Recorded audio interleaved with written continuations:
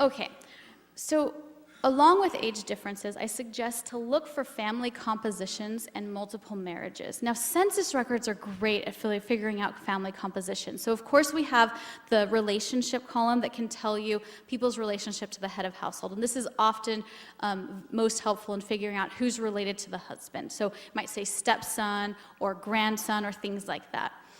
The surnames of the children can also be clues to the wife having a different husband or the family taking on children that really weren't theirs. But the place of mother's birth can also be a very useful tool to sort out mothers. And I'm going to show an extreme example, okay? As you'll notice quickly, this man has 3 wives. Okay, this was taken in Utah in 1880. Now, this is a polygamous family. I realize that this is an extreme example, but I'm using it to prove a point. And that point is that each of the wives are born in a different place. Now, really quickly, just to orient, here's the relationship column. Wife, wife, wife, sons and daughters, okay? Over here it says, where were you born? So we see the husband born in Scotland, the one wife in Scotland, one in England, one in Switzerland, and then the kids born in Utah. Then where was your dad born? So we have all, same dad apparently for each of these kids. But then where was your mother born? So this isn't as easy to see as I was hoping for it, but okay. So mother 1, born in Scotland, and we have 2 kids whose mothers were born in Scotland. Those are her kids. Mother 2 is born in England, and we can see England down here. Those are her kids. Mother 3 is born in Switzerland, and we can figure out who belongs to who. Now, why do I use this extreme example when many of us aren't going to have this? What if the census was just a husband with his 1 wife? Okay, well, first of all, let's go back. We're not there. Okay, first of all, age difference, 47, 26. That's a big age difference. That's a I wonder. Okay, but if we didn't have clues to the other wives, but we noticed that the mothers of these children are being born in different places, it could be, well, maybe this man had 1 wife who died and then a second wife who died, and now he's on his 3rd wife, okay? That's why I say pay attention to where the women were born, mothers were born. Another one I want to point out, this is the 1850 census. This does not include a relationship column, but we can still kind of get some clues to family composition. So the first thing, I know it's very difficult to read. I tried to make it as easy as possible. Sometimes these records are hard to see. Okay, we have Julius and Barbara Beckerer. There's a 9-year age difference. That makes me a little bit curious, like I've said before. Okay, the second one is that the oldest son is only 15 years younger than the wife, who we're assuming to be the wife. Now, that's not impossible, but it does make me a little bit more curious. Third, they have 2 daughters with the same first name. This makes me really curious. We know that sometimes our ancestors would have a child named John who would die, and they'd name a later child named John, but usually we don't have 2 people with the exact same first name by the same parents. Not to mention the fact that 3 of the children have a different last name, which looks like Hartse. The last thing is that we have children being born in various places. We have a 12-year-old born in Illinois. We have a 9-year-old born in Germany, a 7-year-old born in Illinois. Going down, we have a 5-year-old born in Germany, and then we have an infant born in Illinois. The family was living in Illinois. Now, unless they were going back and forth a lot to Illinois and Germany to have kids, I'm thinking that this is a mixed family, that Joseph was married and had about 6 to 7 kids, that Barbara was married before, and that the last name was Hartse, and she had about 3 children. So this is one of those, that's interesting, I'm curious, let's dig in a little bit more. And what we were able to find is this marriage record for Joseph and Barbara. And if you look, we can see Joseph, this is Beckerer, and Barbara Herzog, Hertzog, which I guess that spelling could be a complete, like this could be the real one, and then that one in the census was just completely messed up. Because if you really look closely at that other census, it has a lot of issues with it. And they were married. Oops, let's go back. So they're married in 1848. Well, husband and wife who are married in 1848, odds are they don't have a 50-year-old son. Okay, there's exceptions. I know that. But let's just say plausibly, she was not the mother of the 15-year-old. Digging in a little bit deeper, we find this June 1847 New Orleans passenger list, and we have Barbara on there, and we have several of the children in her family, and we have her with husband Lorenz Herzog. So we now have identified who her first husband was. I want to talk a little bit now, this leading into, look at the family's timeline. I can't emphasize timelines enough. I use them all the time. So let's look at this a little bit. So in June 1848, we have Barbara Herzog immigrating from Germany through New Orleans with her husband Lorenz, and they have about 6 children. Then in November 1848, so we're talking a year and a half later, she marries Joseph Becker. Then about May 1850, she gives birth to a son named George Becker. I know you probably didn't see it on the census, but in the 1850 census, which was taken around November, they had a 5-month-old son. And you can tell that a child is 5 months because it said 5/12, so 5 months. So take 5 months off of that. He's born around May. So we have this timeline of this woman coming over, and somewhere in the first year and a half of her being in the United States with 6 children, her husband dies, or maybe he just leaves the family. Now this, we just look at these documents. Oh, a census. Oh, a marriage record. Oh, an immigration record. And they're not emotional. They're just cold and white, and they're documents. But when you put them together in a timeline, what was her life like? She comes to a new place where they're not speaking her native language. She loses a husband to death or abandonment within the first year and a half of while she's there, and probably pretty quickly after. A year and a half later, she remarries and she gets 6 more children, and then she goes on to have 3 more children with Joseph. I mean, imagine her life. Okay, so like I've said, timelines are very helpful in sorting out a story. And I really feel like they add that human factor. Now, one timeline thing that I've noticed that a lot of genealogists don't think about. A man does not need to be present for the birth of his child or alive for the birth of his child, but he does need to be there roughly 9 months before that child is born.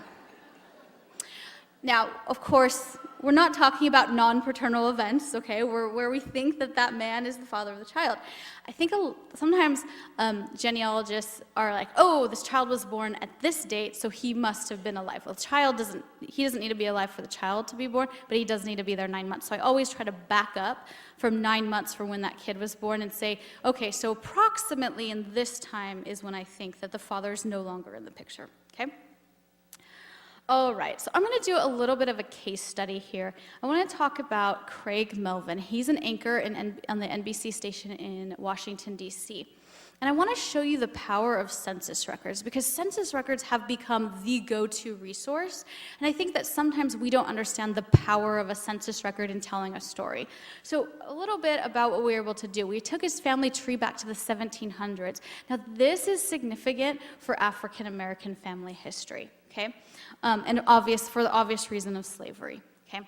But this is, so we found that his second great-grandfather was orphaned by 14. He was born right at the end of the slavery, okay? And they were living in South Carolina. But he eventually owned land in a Jim Crow, South Carolina, which was obviously, the Jim Crow laws were very difficult, made life difficult for African Americans. We found that his 4th great-grandfather spent the first 50 years of his life in slavery, but he fought to keep his family together.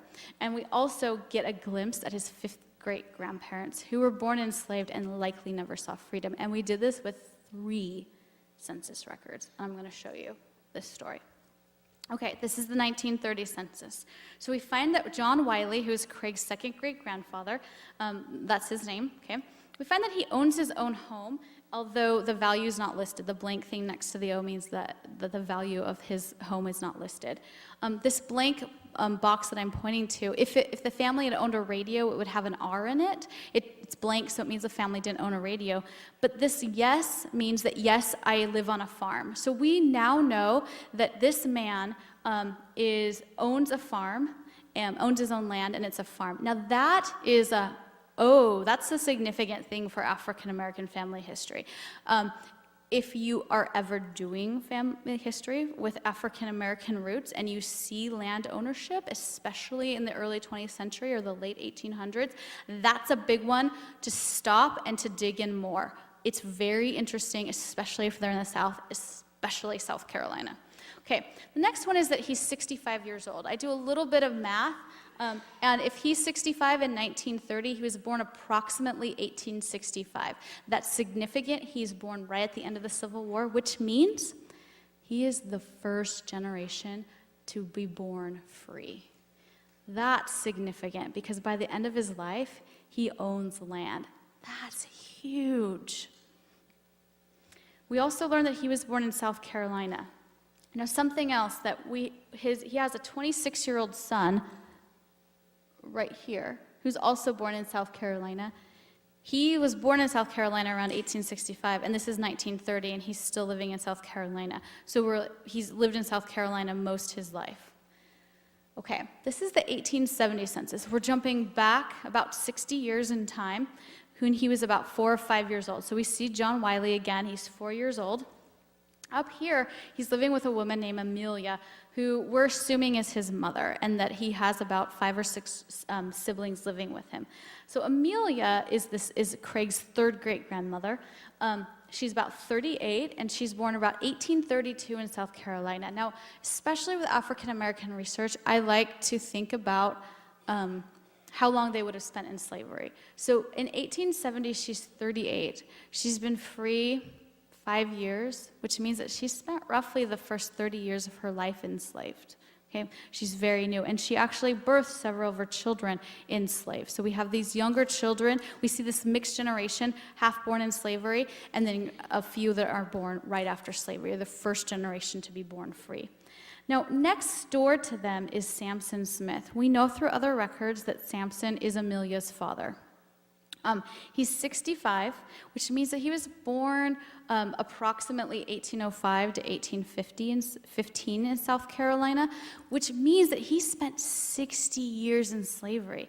This man, can you imagine, 60 years as a slave? And now, we believe, if you notice, Amelia is just keeping house. We believe that he is now supporting his wife, his daughter, and his grandchildren who live right next door to him. The question is, where's Amelia's husband? And we don't know the answer. African American research is very matriarchal, and it's not uncommon to have difficulty tracing the paternal line, which is kind of different from most Caucasian research, where it's very difficult to find women. In African American research, it can be very difficult to trace the paternal lines. We don't know. Did Amelia's husband die? Perhaps. Did he go somewhere else? That's all also possible. We just don't know. But what we do know is that 10 years later, so we've jumped back, we started in 1930, we jumped back to 1870, now we're going to jump forward to 1880 again. And we have John Wiley, who's the second great-grandfather. He's 14, and he's living with his grandparents, someone who appears to be a sister, and then apparently 2 cousins. Let me point this out. So you can see the different last names. We have Wiley, and something Mick, and another Domingo, and Smith. So it looks like these people, and then also the relationships are saying that these are Samson's grandchildren, okay? So where is Amelia? Did she die? Did she abandon the family? I think odds are that she has died in the last 10 years, and that now John, again, he's the first generation born after slavery, is now an orphan. That's my hypothesis, at least at this point. Samson is working as a farmer. He's likely a sharecropper. He likely is living on land next to his former slave master. Okay, that's what happened down there a lot. And he is now about, well, it says 55, but his age kind of goes back and forth. He's probably closer to 70. The last census says that he was 65, and there's more documents that support that. So, he's 70, and he's supporting these children who are ages 7 to 17. So he's working hard to keep this family together. We don't know why he has so many grandchildren living with him. Are his children dying? Are they leaving and abandoning their children? We don't know, but we can tell that he works hard to keep that family together. And the last thing that this offers is a glimpse at Craig's 5th great-grandparents. The columns on the right, the columns on the right that have these lines, that's where was your father born and where was your mother born. And you can see that they're blank. Now, these would be Craig's 5th great-grandparents. This would be Samson's parents. And if we do the math, they're born 1790, 1800. To get back this far in an African-American's family tree, it's huge. And odds are these individuals never saw freedom. They're unnamed still, which to me is still tragic. We don't even know where they were born. But something I find very interesting is farther down on this page, there is a man who says that both of his parents were born in Africa. We can see that right here. This is huge because this person, I want to meet his descendants because they know the generation that their ancestors came from Africa to America. We've done this with 3 census records. I can't emphasize enough the power of the census to tell the story of a family. And that's what I am most interested in. Think of the legacy of this family. We have 5th great-grandparents who were born in the late 1700s, probably enslaved in South Carolina. They probably never saw freedom, but the next 2 generations, the 4th great-grandparents and the 3rd great-grandparents, they were born enslaved, but they died free. And then we have that generation, the first generation born after slavery, owning land in rural South Carolina by the time that he dies. And then 3 more generations beyond that, we have Craig, who is a very educated, successful news anchor. That's 200 years. That's not a long time to go from property, someone else's property, to educated and on TV and a local celebrity in Washington, D.C. That's huge. And that's the legacy of a family that documents can tell us. That's so much better than family rumor. And it's why I say, put the family rumor aside, use it as a hint, and focus on the documents. Couple more things. The context. This is kind of like the location for family history. Look into the context.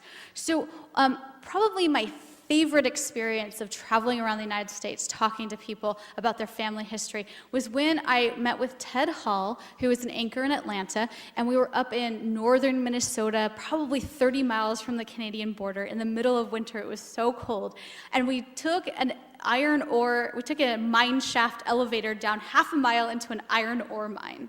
And the reason we went here is because his great-grandfather, Albert Kiddo, worked in this mine. And in fact, the way that we discovered this is that in the census, it was like the 1910 census, said that Albert Kiddo lived in Tower, Minnesota, and he was a miner. So we looked on Google, like, mining in Tower, Minnesota, and there's this huge mine there. It's one of the most well-known iron ore mines in that area, and especially for that time period. It's called the Sudan Iron Ore Mine.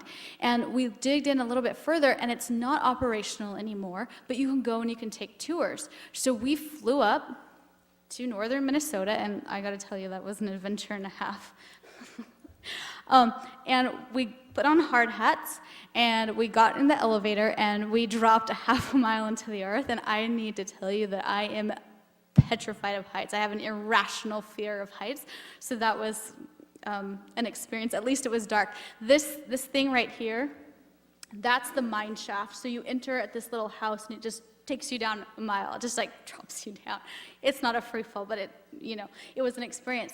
But I need to tell you, this was the coolest thing that I was able to do because, for 2 reasons. One, we got down there, and this picture shows, this picture is us looking at documents in the middle of an iron ore mine with like our headlamps. And that was very cool. And so I've never done family history in a half mile under the earth before. I can say I have now. Maybe I'm the only genealogist in the world who can say they've done that. But I need to tell you how interesting it was to tour that mine with Ted, where his great-grandfather worked. And they have it set up so that you can see what life was like for the miners down there. And the things that we learned is